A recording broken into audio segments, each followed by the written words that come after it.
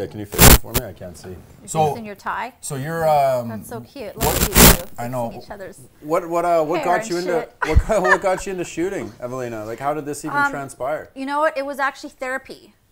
It really was. Yeah. Because before, a couple years ago, I had constant anxiety and constant panic attacks. So from the time I wake up, I was in a constant state of like high anxiety. And then a friend wanted me to go. And so for that 1 hour, I was so nervous about shooting that my body forgot about its anxiety. And that was like the first 1 hour that my body had a different sort of feeling. And I was like, you know, I'd rather be nervous than have anxiety. And then the more I train in it, it's actually like a Zen-Like. Because you have to have your eyes and ears so you don't hear anything and you're just focused on one thing. And you have to completely clear your mind. And there's nothing in your mind.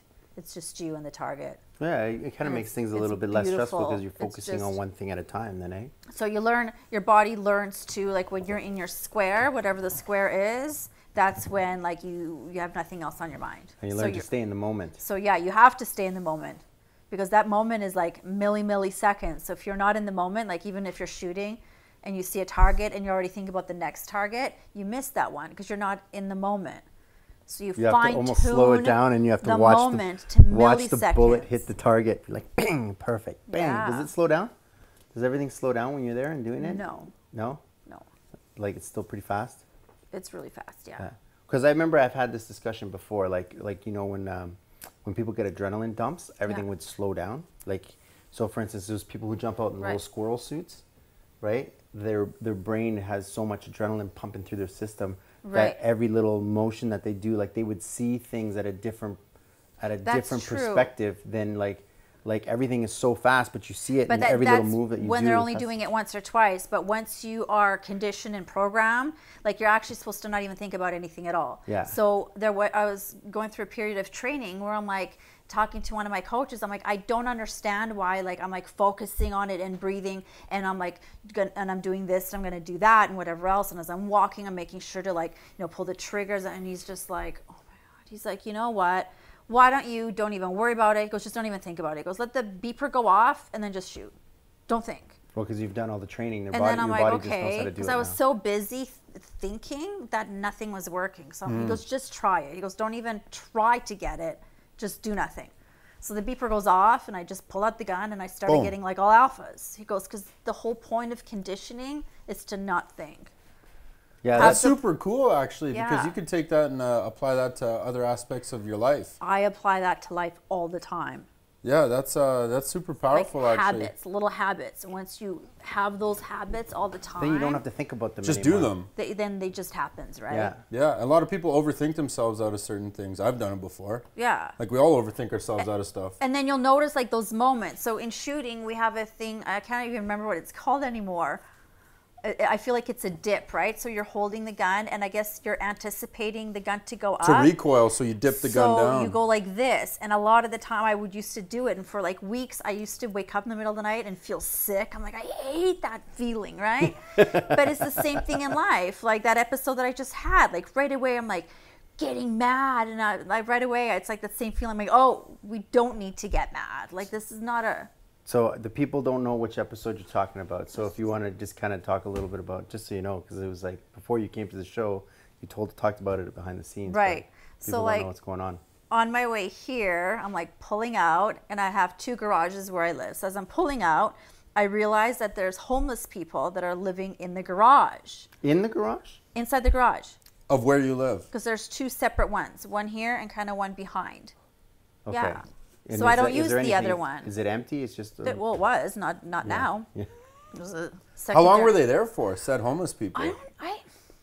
How weird does that make you feel? There's just random people living in your garage. It's McCauley. There's random homeless people everywhere. Yeah. I'll get to work sometimes, and there's somebody like sleeping on my front stairs. Yeah. Be like, Betty, 9 a.m., like we should all get to work. Maybe you can... do that too? Go do something today. Like... Yeah, I guess. Yeah, no, that makes sense. Another half hour ago, I have clients coming to plan their wedding in like an hour. Yeah. Could you kindly like... just, yeah. You know, it'd be weird if they're stepping over the homeless person to come and plan their wedding. Like, help me out. I'm like, help me help you. Yeah, help me help you. I'm gonna wake you up and make you go to work. So there's another time we're having an event and I'm going to the side entrance and there's like this homeless lady like sleeping there. I'm like, hey. I'm like, I'm having a party here. She's like, well, I'll be quiet. I just need a nap. I'm like, you promise? She goes, yeah. I'm like, okay, sleep tight. Right? I try to be nice when I can. But when the client's coming in for you to plan a wedding, that's not very appropriate. Yeah, it's not very you're gonna have appropriate. to like move yourself somewhere else. They shouldn't have to step over. The good thing is that they're not usually there at night.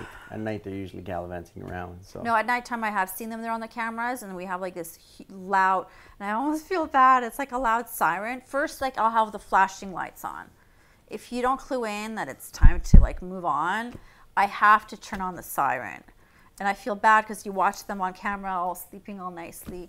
The siren comes off and they jump out of bed and they almost fall down the stairs. Out of bed or just out of the ground? Their little, out of the makeshift. Whatever, cardboard thing. Have you ever heard about those little, speaking of the siren stuff, the little things that they use for teenagers, to like a teenager deterrent? Where like a teenager deterrent? Yeah, because we can't hear certain frequencies. That's correct. But younger kids can hear. Like as we get older, like the ringing in our ear, our brain starts to just tune them out. Yeah. So like the ringing is still there. Our brain goes, I can't handle that, and it just deletes that sound from us. I love that test. The kids still have it. I know, it's a fun test. So they would basically set up these little high pitched frequencies in front of like the convenience stores and stuff like that, where it's just like. That's a good idea. Super annoying. So then they don't around because they're like, I can't handle that. But then the adults are just like, they walk right in. They don't hear it. Wouldn't there be a random adult who would walk in and be like, oh, what the fuck is going on here? I don't think so. I don't think so because like our hearing just dissipates because like the frequencies don't stop. Like it's just those smaller high pitched frequencies. They start to go away because we just can't handle the stop of the vibration of the hairs. Either that or the hairs disappear. I love those cool things like that. Yeah. Because then you test it. You're like, hey, kid, come here. Can you hear this? Yeah. What do you hear? And then you're like trying so hard to hear, and you don't hear anything. You won't hear it. Yeah. That drives me mental. Those little tests that are on the computer. Sometimes I think they're trolling me. And it's just like a number on a screen because it shows the frequency, and it's like. And then it gets like super high, and you're just like, I think I can fucking hear this thing. You wasted an hour of your life. And you wasted an hour of your life listening to a screen or looking at your screen like, screw you, 900 hertz or whatever it is. Like.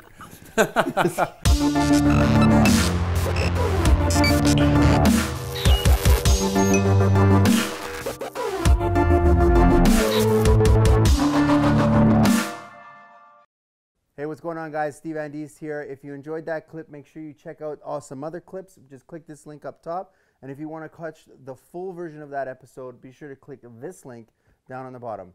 I'm Steve Andis on The Thought Exchange, the podcast where nothing is safe.